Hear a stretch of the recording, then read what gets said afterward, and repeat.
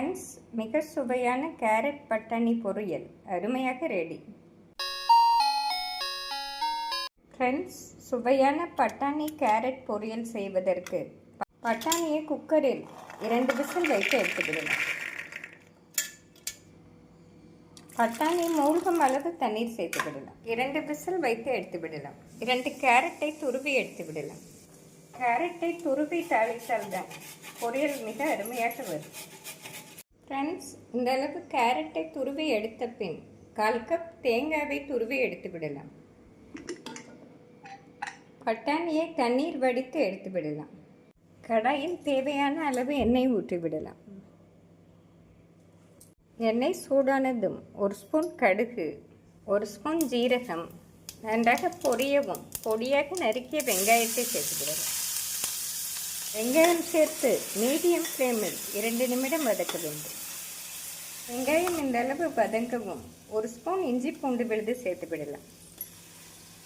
இஞ்சி பூண்டு விழுது சேர்த்து 1 நிமிடம் வதக்கிய பின்னர் துருவிய கேரட்டை சேர்த்து விடலாம். ஃப்ரெண்ட்ஸ், மசால் பொடி சேர்த்து செய்வதால் நாம் பச்சை மிளகாய் சேர்க்க தேவையில்லை. நாம் பச்சை மிளகாய் சேர்த்தோம் என்றால் இந்த சமயம் 2 பச்சை மிளகாயை பொடியாக நறுக்கி சேர்த்து விடலாம். இந்த அளவு வெங்காயம் இஞ்சி பூண்டு வதங்கவும் துருவிய கேரட்டை சேர்த்து விடலாம். கேரட் சேர்த்து மீடியம் ஃப்ளேமில் 1 நிமிடம் வதக்கிய பின்னர் மசாலாக்களை சேர்த்து விடலாம்.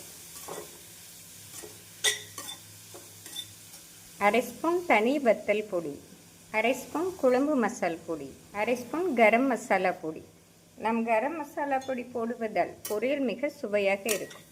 மசாலாக்களை மீடியம் ஃப்ளேமில் 1 நிமிடம் நன்றாக வதக்க வேண்டும். நம் தண்ணீர் சேர்க்காமலே வதக்கி விடலாம். கேரட் வெங்காயத்திற்கு தேவையான தூள் உப்பு சேர்த்து விடலாம். நம் பட்டாணியில் ஏற்கனவே சேர்த்ததால் இந்த அளவு உப்பே சரியாக வரும். இந்த அளவு வதங்கி வரவும் வேக வைத்த பட்டாணியை சேர்த்து விடலாம்.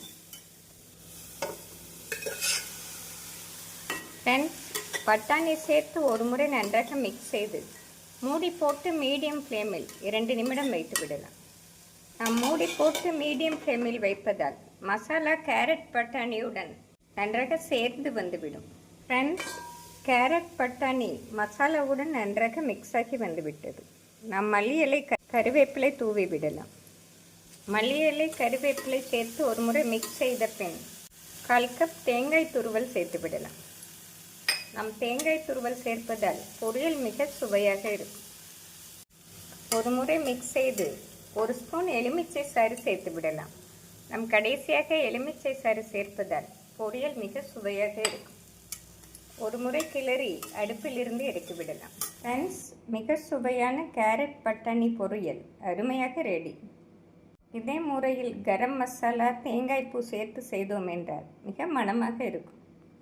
குழந்தைகள் லஞ்ச் பாக்ஸிற்கு பருப்பு சாதத்துடன் கொடுத்தோம் என்றால் மிக அருமையாக இருக்கும்.